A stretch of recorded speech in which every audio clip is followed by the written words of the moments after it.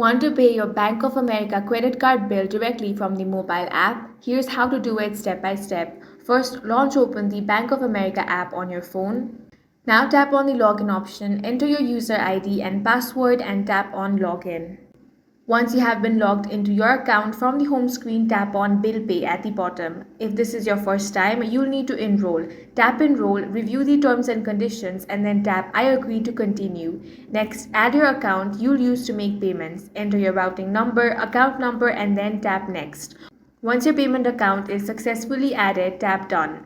Now select your credit card bill, choose the amount you want to pay and set the payment frequency, whether it's one time or recurring. When everything looks good, tap Pay at the bottom right, and that's it. Your payment is complete and your credit card balance will be updated. That's all for this video. If you found it useful, make sure to hit the like button and subscribe for more videos like this.